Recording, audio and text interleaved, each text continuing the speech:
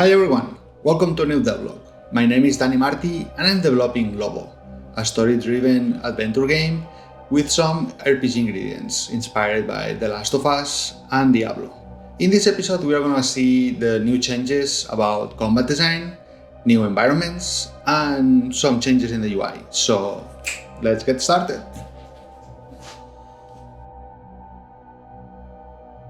So regarding combat design, I wanted to add a little bit more of complexity, especially for the basic enemies, the Fallen and the Fallen Knights. And to do that, I introduced a new behavior.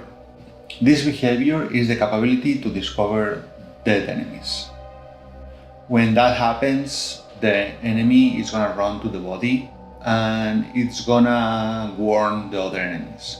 This can make the combat more interesting because if we decide to be very aggressive in the way we approach combats, we're gonna make all of these fellas very anxious and they're gonna start to investigate the area, as you can see here, and they are gonna be looking for hidden spots, favoriting places behind walls and locations farther from the body.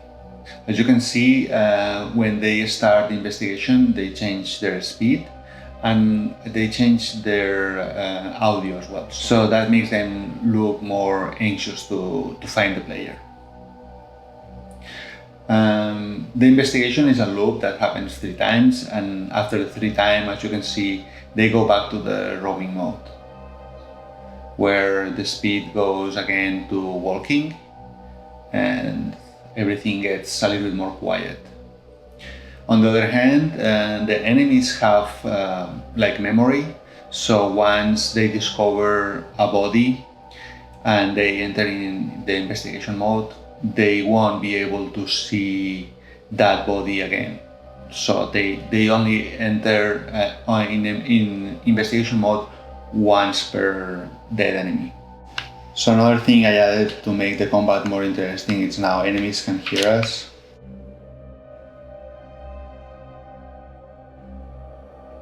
But if we enter a stealth mode, the range of the hearing is going to be smaller, so we can get closer to them.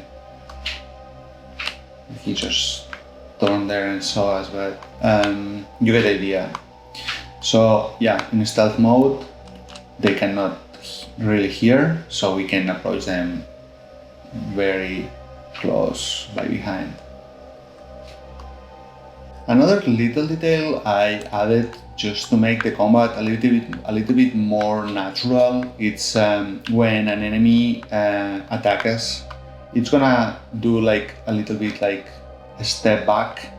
They always, as you can see here, he always walks a little bit back, and I think this is very good for 2 reasons. The first one is, it makes the combat more natural because after attacking he's kind of like repositioning for a better way to attack us. But as a second benefit, this stepping back creates more space, making the combat a little more dynamic and avoids the characters to be like very close together, which doesn't look too good, especially in combat. One of the other things I added to the enemy, especially to the Fallen, is the capability to block attacks. And the enemies have their own stamina as well, so when they are blocking our attacks, they are consuming stamina, and once that stamina is totally depleted, then we can break their block and they cannot block again. Then they are more vulnerable to our attacks. And as you could see here, we have, as a player, we can now counter attacks. So regarding the UI, I made several changes. First, as you can see on the top right corner, I added a minimap. That's going to help us to navigate the world, even if it's not an open world, it's a semi-open world. So it's gonna be helpful to have something that show us where to go, and in the future I want to add some other icons or show the areas where we can find part of our quest, something similar like Diablo or even like The Witcher does.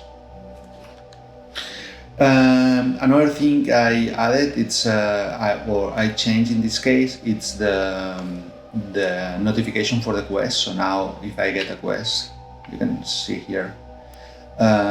Besides the tutorial that's not important, it's I added the icon for the quest notification.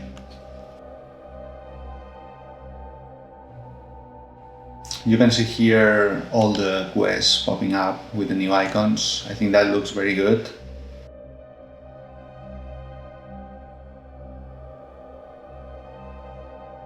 If I press, for example, R1, you can see the vitals for the player are now visible.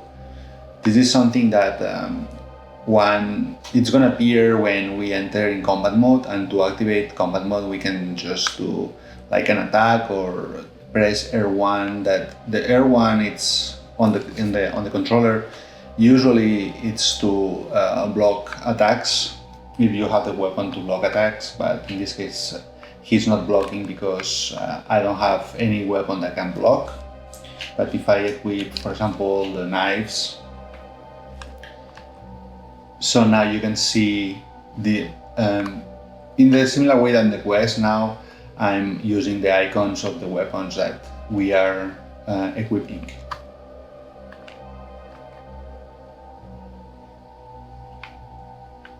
And I think this is, especially with like lighter backgrounds, if I put the background there, that it's lighter, you can see the icons. I think that's looking very good too.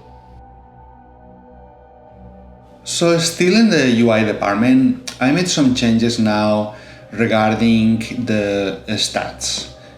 So as you can see here, the defense by default is 0 because the character doesn't have any defense, but because we don't have anything equipment or the weapons that we have equipped don't have or don't offer any defense, our defense with equipment is 0 as well. And then we go to the equipment.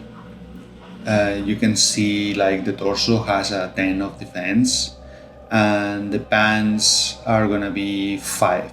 So this is a total of 15. So now we can go to the stats, and as you can see there, the defense is 15. So those values get updated based on the equipment that you have on.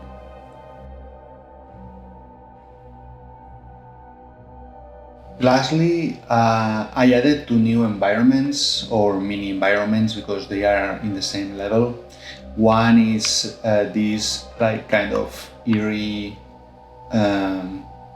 cemetery. This is the family cemetery, and here it's going to take place one of the most important cinematics of this level. And besides that, it's going to be like some secrets as well that I don't want to spoil right now, but that this is going to be a good exploration area. We have here some interactions with the tomb. Standing before Grandpa's sacred resting place, his wisdom and bravery live on within me. I miss you so much, Grandpa. All the objects that can be inspected are going to have some kind of text and voiceover. They are going to give us like some kind of tip or explaining a little bit more about the lore of the world. The second environment is broken into 2 parts. The first part is these ruins, as you can see here, and these ruins are hiding a couple of things that are gonna be very interesting to play with. The second part of the environment is this gate, and it's a gate that it's locked. We need to find a key. So as you can already guess, the key is gonna be in those ruins that we just passed. And if we try to interact with the gate, it's gonna give us a tip. The gate is locked. I must locate a key to proceed. Now that we have the key, I want to show you here the interaction and animations that are integrated with the door, or the gate in this case. And yeah, that's all the changes I have been working on for the last 4 weeks. I hope you like the progress since the last devlog. If you have any comments or suggestions, please leave them in the comments area below. And on the other hand, the game has a Steam page, so if you want to support the game and the development, please consider wishlisting. That's very helpful. I will leave the link in the description, so it's very easy for you to just wishlist it. As always, thank you so much for watching. I hope you have wonderful holidays and see you soon.